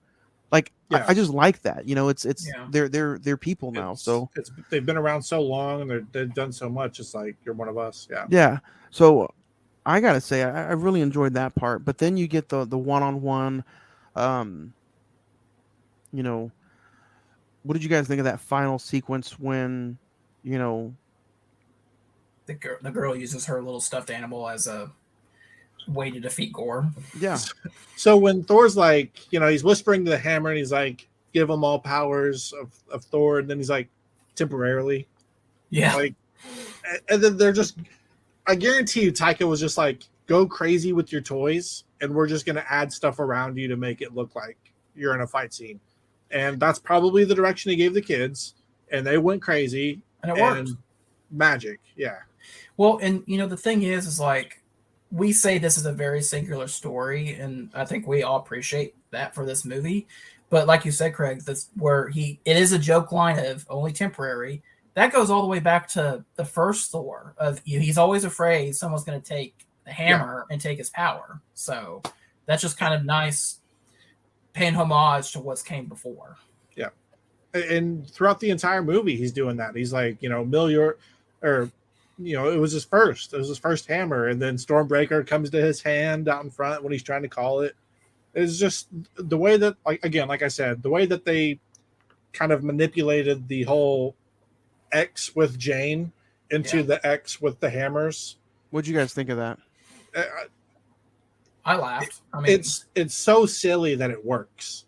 And again, it's Taika doing his thing. There's that one scene where I think they're about to take off from New Asgard, and he's just saying, yeah, my X is back, my X hammer's back, and then like Stormbreaker just comes slowly into frame, like, hey, I'm still here. So it's like that's yeah. Yeah, they just talk. I mean, there is some people out there who are harping on this movie like it's not getting the love that like it should get, that it's getting, that you thought it might get. It's getting more thunder than anything. See what I did there? Is that I think and we have some emails that I'll get into later, but there's people upset that it doesn't cross into any other Marvel movies. There's a lot of people that are upset that there's too much comedy into it, and I'm just like, I enjoyed agree. myself. The movie was very comical, and sometimes it almost felt like, okay, are we ever going to get to a serious part? But there's every other Marvel movie is serious 90% of the time, jokes 10% of the time. Yeah. Thor's character is just some dim-witted god who's not from Earth, and he's still getting accustomed to everything. And so everything is kind of a joke to him because I think that's a part of his character. He doesn't want to be taken too seriously because of how he's trying to protect himself from being hurt from everything. But even at the beginning of this movie, he's sitting there meditating, and everybody else is having a hard time with the battle. Thor, other than Thanos, has been just such a big Greek god badass that it doesn't take much for him to defeat his opponent, really. Yeah. And he can go off and play around and have a good time and not take things so serious because it doesn't take him much to. Yeah. So, and I just like how they tell you that throughout the whole movie, and you know what? I'm glad that this didn't tie really into anything. Gorg narrating the movie. You don't have to go back and watch Ragnarok. You don't have to go back and watch anything. You can just go in and have a good time. Yeah. And I think we get so caught up in MCU phases, storylines, what's going to happen in 13 years that you can just go in with this and just not worry about it. Well, and I agree with you guys with it being singular. Where I would have been upset is if they hinted at something else and then just left it at that one little hint. You know what I mean? If you're going to make it a Like multiple movie, make it multiple. If you're going to make it singular, make it singular. And they made it. No, go ahead. No, go ahead. I just say they made it singular, and that's why it works. Yeah. Do you guys think they had so much? That was an Eternals reference, right? When the kids are fighting and that big statue falls off. Was that the Centennial or whatever it is? Was that a reference to that? I think they consider those one of the eternal beings because that's where eternity was. Yeah. So, what do you guys think? I think they had so much backlash from Shang-Chi, Eternals, Doctor Strange, Spider-Man that everything was so hinted at being connected to something, and then at the end of the movie when the credits hit, they're like, wait a minute, we didn't get no kind of lead ons, Yeah. you know. But with this one, I think they learned their lesson. The only lead on you get is that perhaps Thor should be back, and his next maybe villain is maybe already set, and it looks Hercules. like it. Yeah, it looks like it might be Zeus and Hercules getting some revenge going on. Let's talk about that because now we're going. I- I'm not a comic book guy. Look Yeah. behind me. It's all about movies.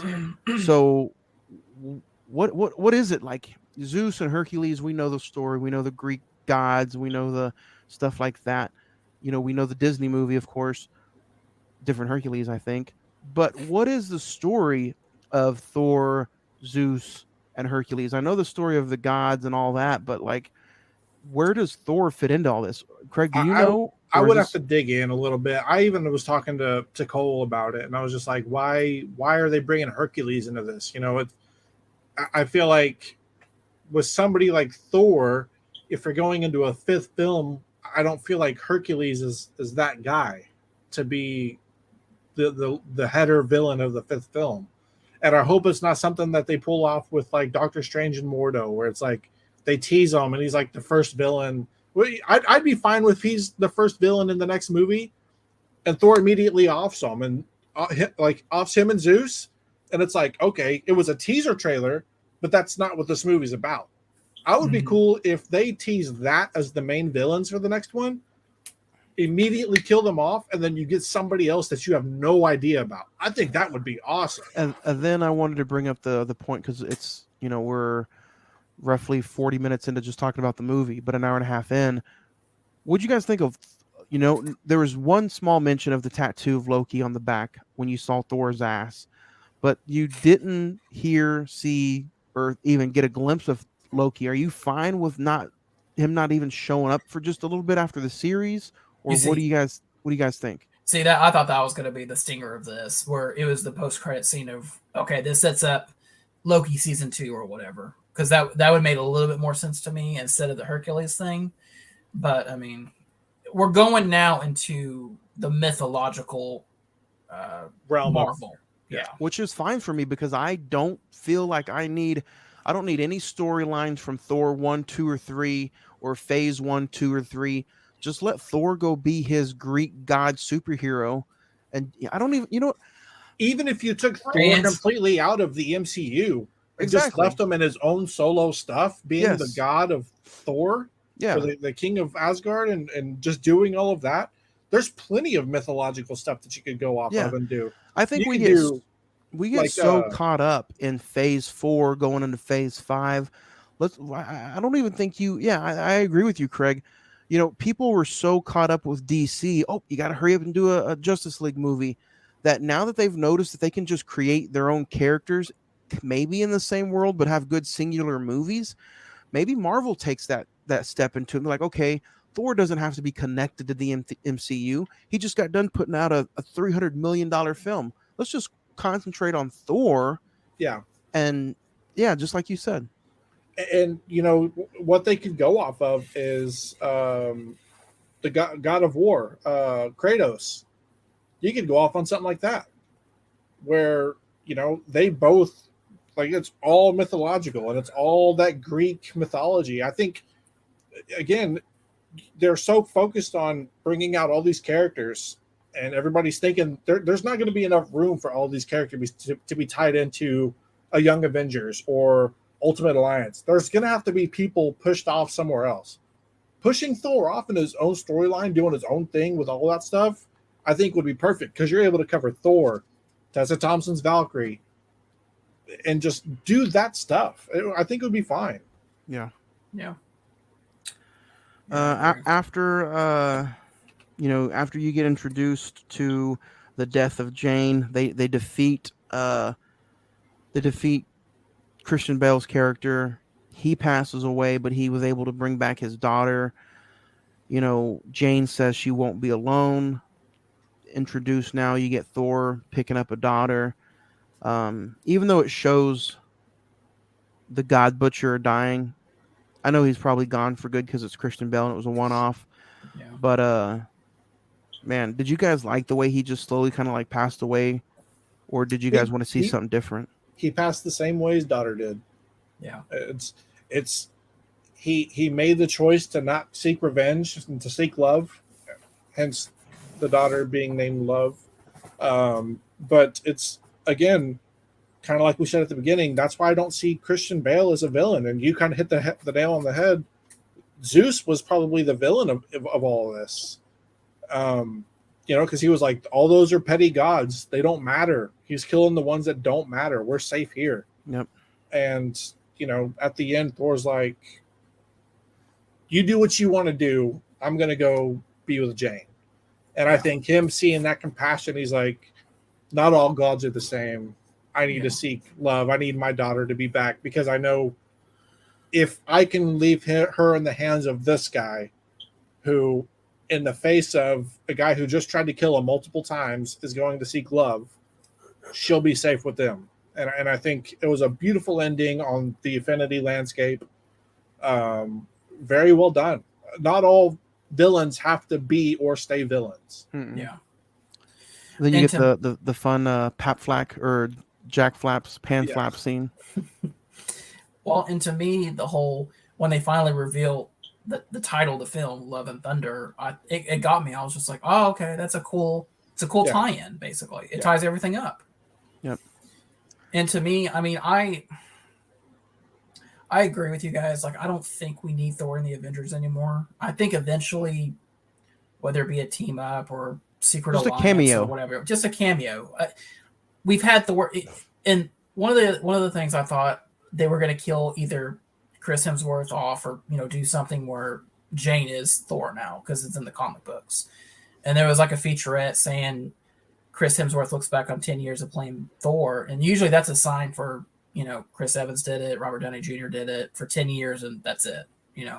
Not because I don't think they wanted to do it for 10 years, but that's just how many movies he's done in that time frame. So 10 years is a long, long time to portray one character. And, back in the day, you couldn't get away with it because things just got so stale so fast. But, now with technology and the great minds like Watiti, I think it's perfect. And you know what? As long as they put out good content and good stories like this, I'm all for it. Yeah. You got to have fun at the movie theater. You can't just go and watch and be super artsy serious 98% of the time, or it's gonna burn out.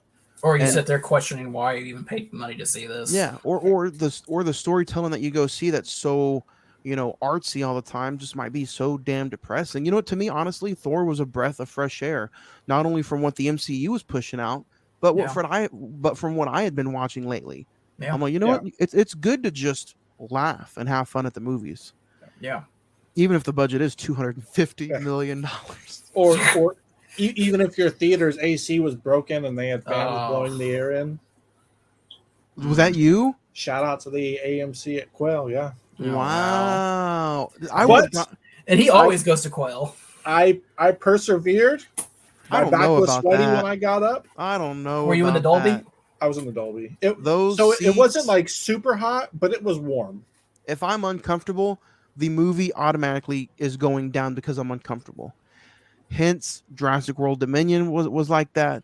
And it wasn't too bad in there. And some other movies though, man. Like if you it's you warm had that with Once Upon a Time in Hollywood. That's a 3-hour movie. Yeah. Was that the one time you went to the AMC? Yeah. At Crossroads. Yeah, I went to the AMC, and it was a 3.5-hour movie.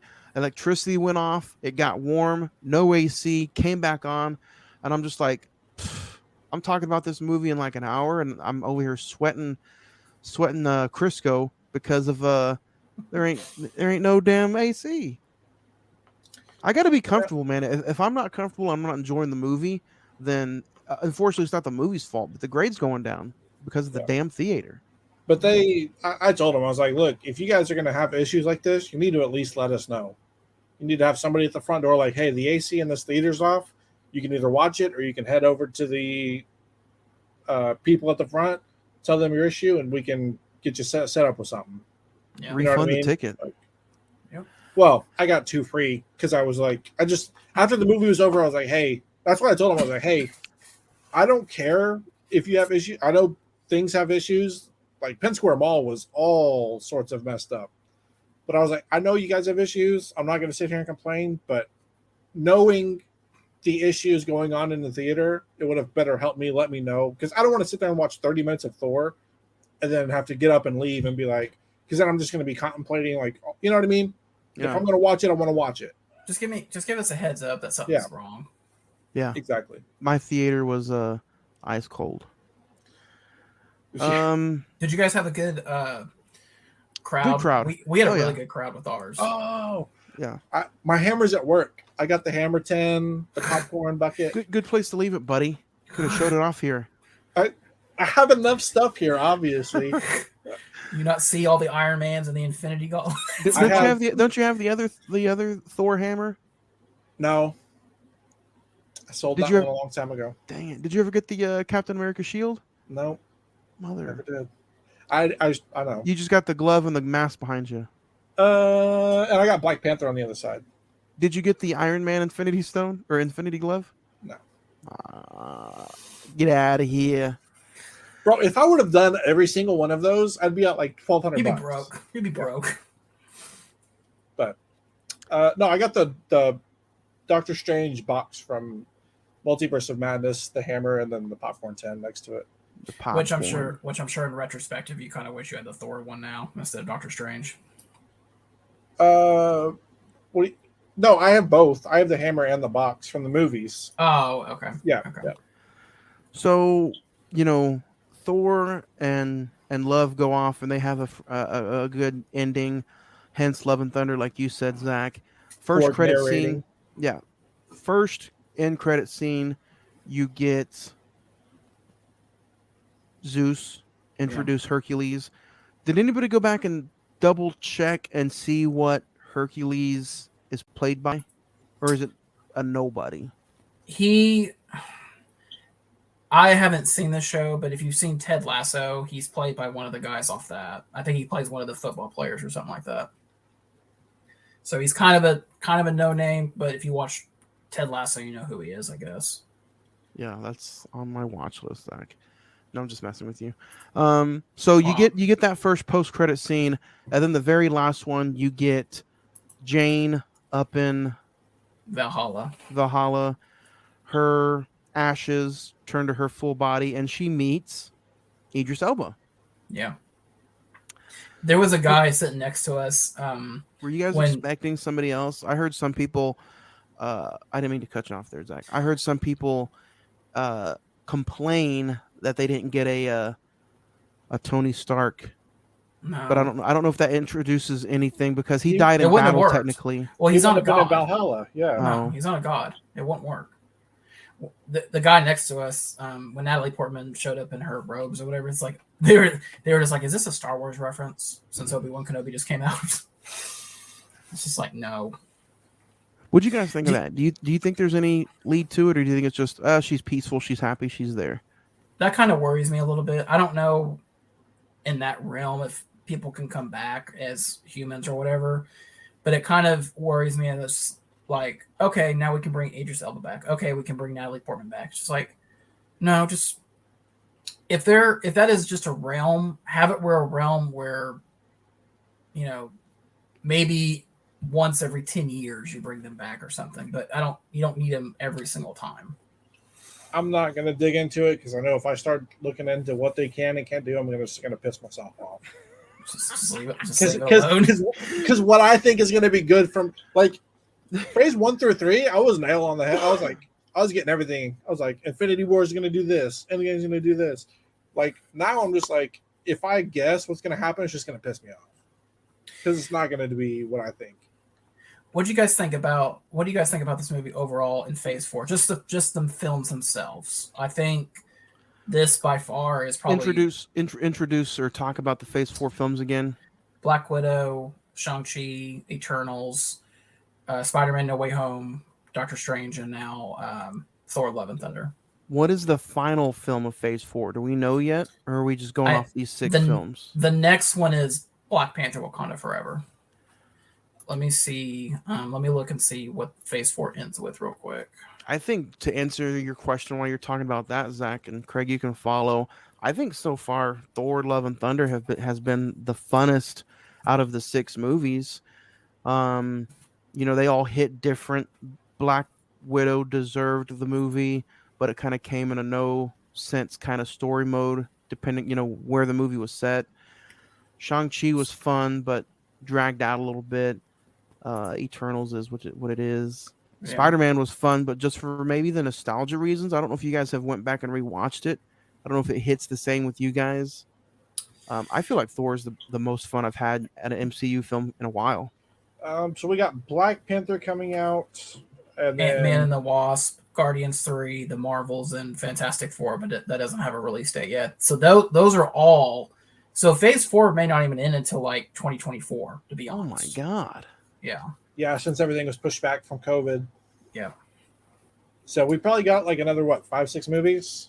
We got So you're talking about 12 movies in one phase? Black Widow, Shang-Chi, Eternals, Spider-Man, Doctor Strange, Thor: Love and Thunder, Black Panther, Ant-Man and the Wasp, Guardians, The Marvels, and Fantastic Four. 11 films. That's I think they could have split that up. After Well, I think them knowing that Black Widow technically is not going to be able to go into anything. Yeah, that's true. Thor, maybe they knew Thor wasn't going to go into anything. And Shang-Chi, I think they were counting on 3 or 4 of those just being films where they just put them out there. Yeah. And then they had 5 to 8 more that are like, okay, let's start building the story. Has anyone rewatched Shang-Chi since the theater? Yes, I watched it when I bought the Blu-ray. Is it a good rewatch? It was fine. It was 2 hours and 15 minutes of, I only enjoyed Shang-Chi's and Awkwafina's chemistry together. Some of the rest is just like, this is long. Yeah. Same thing with Spider-Man. Yeah, Spider-Man is getting kind of tough after the second rewatch at home. So Black Widow felt the same. So far, the best one that has the best rewatchability has been to me. So not Eternals. Was that even a movie last year? No. Yeah. I watched Eternals when I bought it because I heard the 4K transfer looked really good, and it did. It's a beautiful, beautiful movie, but it's tough. It's tough to watch. That movie leaves a lot to be. I think Thor: Love and Thunder will probably be the best rewatchability as far as MCU films. I'm probably not going to go watch it again in theaters, but it's going to be one of those movies that I can't wait to watch when the Blu-ray comes out. I think the fact of the matter is that we're just in a lull of Marvel right now. I think after the highs of Endgame, I mean, we knew eventually Marvel was not going to be 10, 10, 10, 9, 9, 9, but I mean, the products that they're putting out now, are they bad? Not really. Eternals is probably the worst of them out of all of them. I think they don't have the. I just don't think they have like the epicness that they used to have. I think it's all kind of going into the realm of like super powers. You know what I mean? Like, yeah, everybody's a god now. Multiverse, or you're a god. You're gonna have Captain Marvel, Eternals, Thor, Doctor Strange with Scarlet Witch. They're all overpowered beings. Whereas you had Iron Man, who was a human in a suit. You had Captain America, who was just a human super soldier. Ant-Man's just a human in a suit that can, you know what I mean? Stuff like that. Black Widow, Hawkeye. They were all humans, and I think that's what made it seem cooler and better, because they were just normal people. Yeah. But I think when we, so Kevin Feige came out and said that in the coming months they'll reveal what the next big villain is. I think we might see a glimpse of that in the Black Panther trailers, or maybe even in Black Panther. Unless Ryan Coogler wants to do a singular film like he did with the first one. There's no connection to Thanos other than this post-credit scene in Black Panther. I think that's what you're going to get with Black Panther Wakanda Forever. You're going to get Ryan Coogler's own film, the sequel to his Black Panther, and then you're going to get in the post credit scene, maybe a Kang or something that leads into Quantum Mania. Well, and the other thing, obviously, it's written all over the film, but the biggest thing that Wakanda Forever has to do is just kind of deal with Chadwick Boseman's situation. I mean, whether it be Shuri or the girlfriend or whoever, I mean, they kind of have to do a rewrite in sense of the word. I think this movie is going to be overly powered, filled with emotion. Yeah. So therefore, I think it's already kind of it's already at a disadvantage because everyone's going to be with. Yeah. But if anybody can pull it off, it's Ryan Coogler. Yeah. You're also going to get the introduction of, I think they showed Namor already as Who? Namor, the aquatic villain guy. Oh, they've hinted at that. Like that's Jason Momoa. He's in the DC Craig. No. And Ironheart. Ironheart's going to be in this, and then her TV series comes out pretty soon too, as well. Ironheart's going to be in Black Panther. From what I've heard. Yeah. Who's that? Iron Man's daughter? It's like a. It's like a. They're going to use Wakanda technology to be enhanced Stark material, basically. Yeah. Riri Williams. Do some research. Will do. I got plenty of time until the next Marvel film comes out, right? We're doing a November release for that. Yep. God, and that's another thing. This one just felt like it was like Doctor Strange month, Thor, and now we're gonna have a couple months to kind of regroup. Just be like, okay, nothing. But you know what? I thought that was gonna hurt Thor, but it ended up making Thor feel good and making Doctor Strange be like, oh yeah, we're glad that's over. And then next year, we're kind of doing the same setup with the Ant-Man in February, Guardians in May, and then the Marvels in July.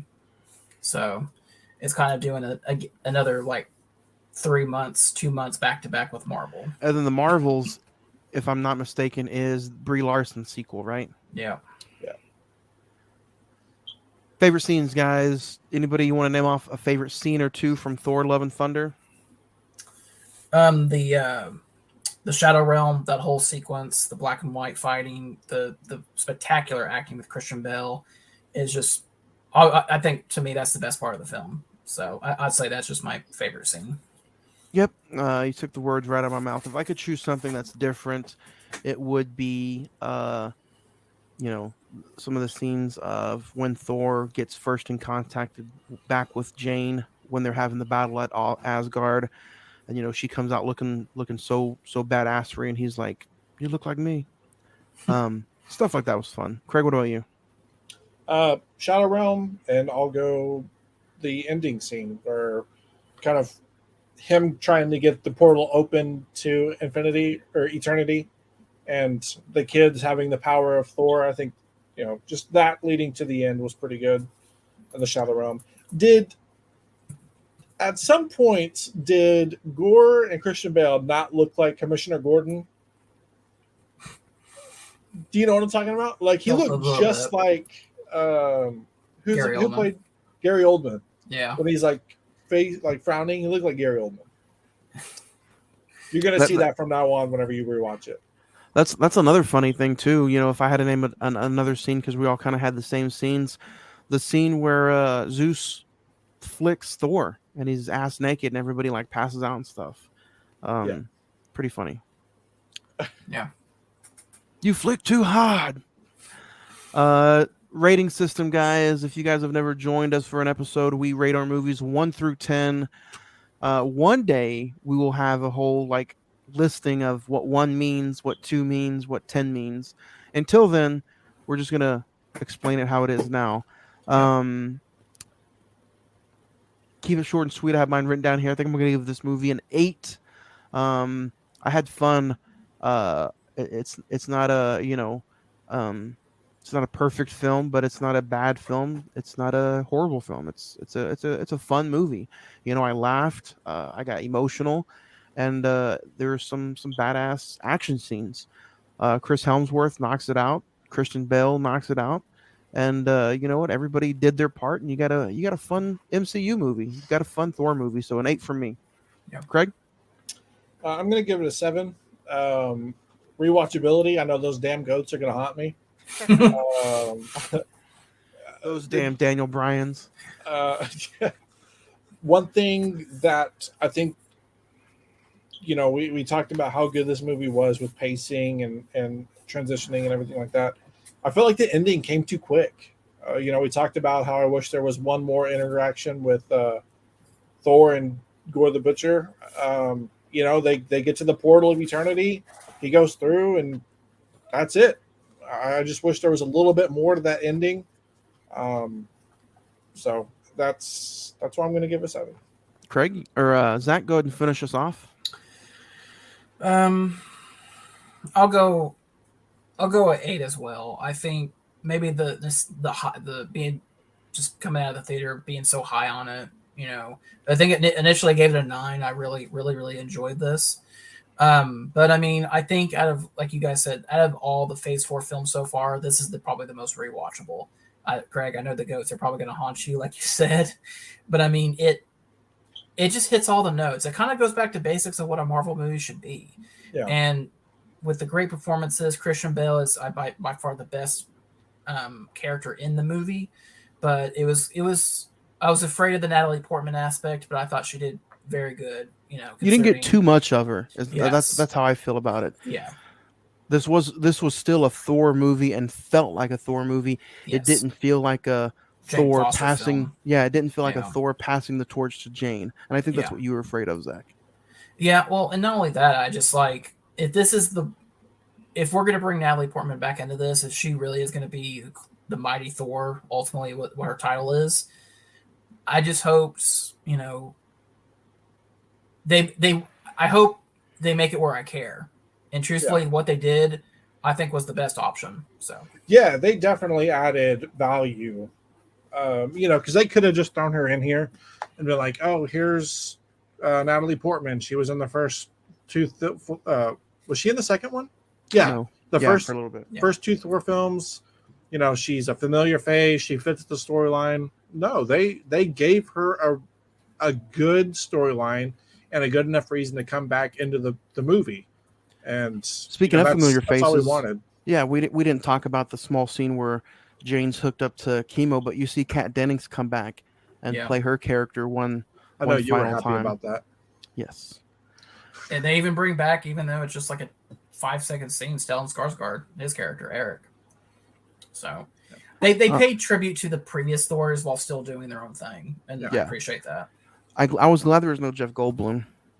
Oh, dude, he was going to be in the movie. They were going to bring him back and Peter Dinklage from Infinity War, but they cut him out.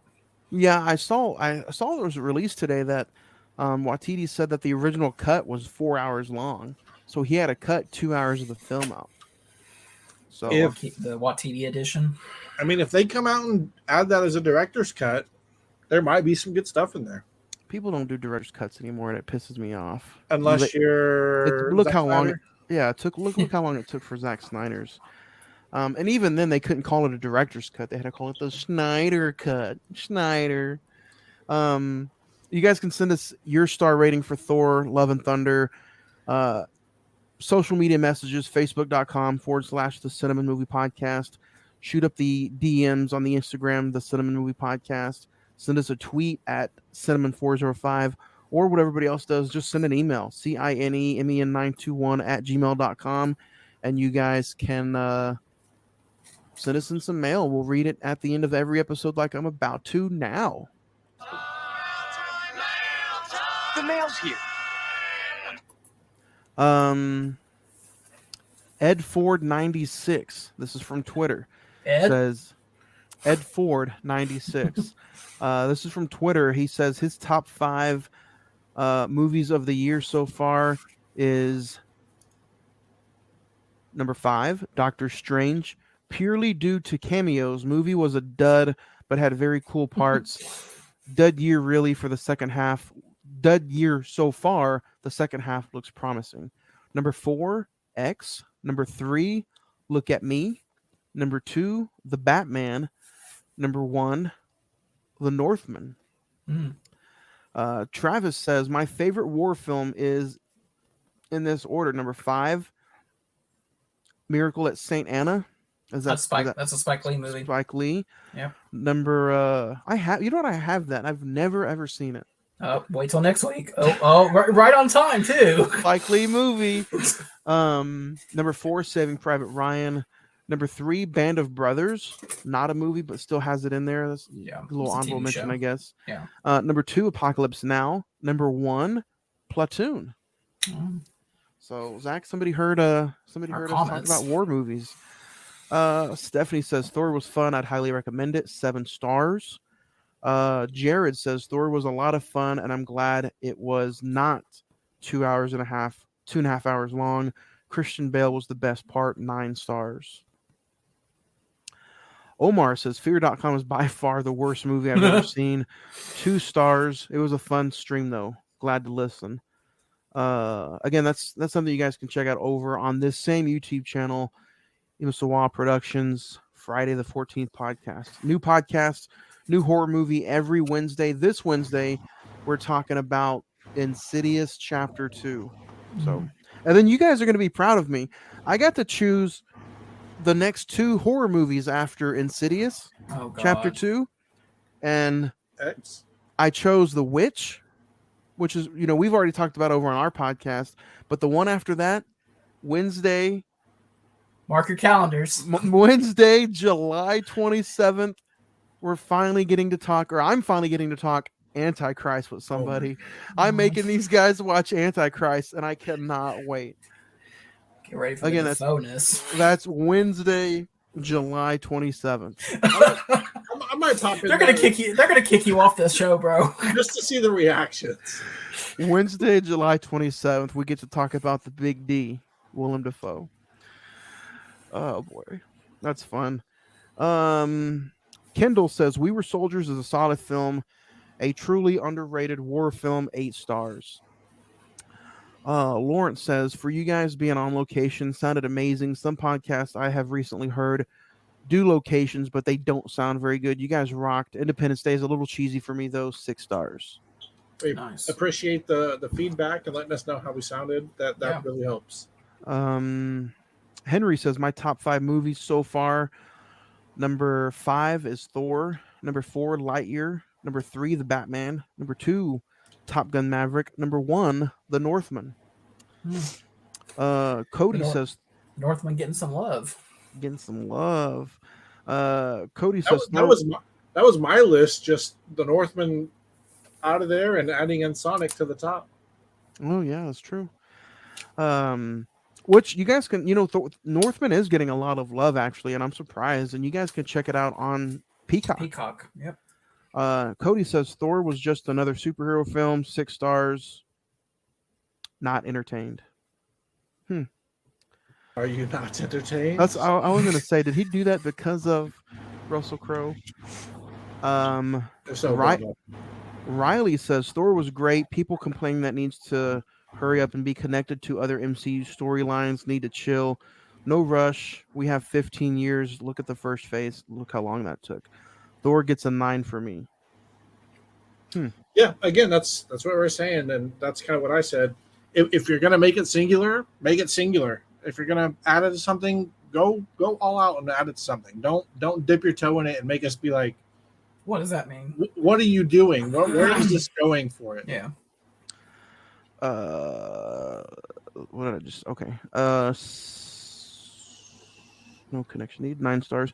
Sam G69 says my top 5 so far. Number 5 is Scream. Number 4, Doctor Strange. Number 3, Ambulance. Number 2, Thor. Number 1, Top Gun Maverick. Sarah 97 says my 5 best from this year so far has to be number 5, Men. Number 4, The Batman. Number 3, The Northman. Number 2, Black Phone. Number 1, Top Gun Maverick. Quentin says my top 5 Will Smith movies are in this order. Number 5, Independence Day. Number 4, King Richard. Number 3, 7 Pounds. Number 2, Bad Boys. Number 1, Men in Black. Jeffrey says my top 5 movies of the year so far. Number 5, Hustle. Number 4, Marcel the Shell. Number 3, Elvis. Number 2, Top Gun. Number 1, Everything Everywhere All at Once. Coco Crisp says best movies of the year so far. Number 5, Black Phone. Number 4, The Northman. Number 3, Scream. Number 2, Elvis. Number 1, Top Gun Maverick. Lauren says, I don't know about a top 5 yet, but Mothering Sunday, I think that's right, is by far the best movie I've seen all year. 10 stars. I highly recommend it, and I wouldn't mind hearing you guys discuss the movie. Mothering Sunday. I'm going to have to... Is that out to buy? Zach, I'm going to have to buy it. Olivia Colman's in it. Oh, yeah? Yeah.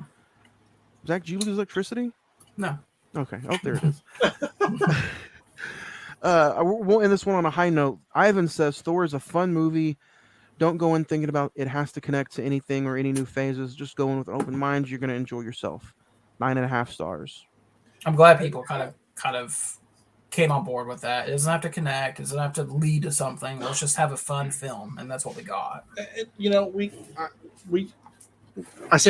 I kind of, you know, was on that train of being upset. Like, when is everything going to start connecting? No other phases have had 11 movies in them. And so if you just throw out a lot of these solo films that might have something to go into it, where, you know, Eternal is a solo, but it has a little bit. Black Widow was solo. What was the other one? Thor solo. Juan was solo. Good one. You know, I'm okay with them not giving too much away in these films. I just make it count in the end. Don't add all these characters and then just be like, oh, we're doing this, and then they put it out and it's like, why did you add all these characters if you're not able to fulfill their roles and their script and their story arc? Yep. Yeah. But this Thursday, we are going back and talking about 20th anniversary movies. Zach, what are we talking about this Thursday, July 14th? This Thursday, July 14th, we're talking Reign of Fire, another Christian Bale movie with Matthew McConaughey. All right. So this Thursday, you can check out Reign of Fire. Me and Zach are going to be talking about the 20th anniversary. The movie is available now on Hulu. You can go check it out. But next Monday, I like that movie. I might join in. Awesome. I've never seen it, honestly. Never seen it. But next week, episode 202, we're getting back on our Denzel kick because we're leading into a Denzel episode in December. We're talking Malcolm X, a Spike Lee joint, Denzel Washington.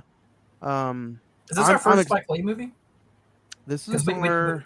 We didn't do Black Klansman when it came out. No, we did the I Am the Revolutionary. No, that's not Spike Lee. That's not Spike Lee. That wasn't Spike Lee? No. Are y'all sure? Yeah. All right. But that's what we're talking about next Monday, July 18th, right here at Emisawa Productions, 7 p.m. Zach, do you have any final final thoughts on Thor? And are you excited for Malcolm X? I know it's an older movie, and it's girthy, boy, let me tell you, but, it's a great subject matter, and Denzel's at his finest. Yeah, I mean, you summed it up perfectly. Like I said, I'm about 2.5 hours into it. I'm almost done. It's going to be an interesting conversation. We'll leave it at that. And if you like us, you like the MCU, you kind of want to know what Love and Thunder's about, go give it a chance. I think you honestly might be surprised by it. So those are my closing thoughts. Craig, you first time watch for Malcolm X? Are you excited next week? I think it will be my first time watch. I don't know what to expect. I don't know. Like, I'm excited to watch it as it being a new movie, but I don't know what it's. I know who Malcolm X is. I know kind of the gist of it, but I think watching it in its entirety now with an open mind as an adult, I think would be good, and it'll be a good watch. Should be fun. Any closing thoughts, Craig, on Thor? Or are you just ready for next week? Good solo film. It's definitely what I put in the chat, you were like, oh dude, it's just gonna be another Marvel popcorn flick, this and that. He doesn't just annoy you. And I was just like, all right, dude, I'm You know, just I got saying. I got to say full live reactions for this episode. But John, don't let that fool you. He was about to shit on this movie, and then he saw it and he was like, "All right, Craig, Oh, it's really Craig was, good. Craig was right. It is really good." I enjoyed it. I enjoyed myself. It was one of the best times I had at a movie theater in a long time. Oh, really? Yeah, I don't want to hear. Better than Top Gun Maverick. that was He a said long a long time time. for me. That was a long time for me. You guys know I see like a few movies a week. Highly recommend it, guys. Go see Thor: Love and Thunder. Next week we're doing Malcolm X, and then we're going to close out the month with Nope, Jordan Peele's new horror film, and then we're going to kick off August with A24 month.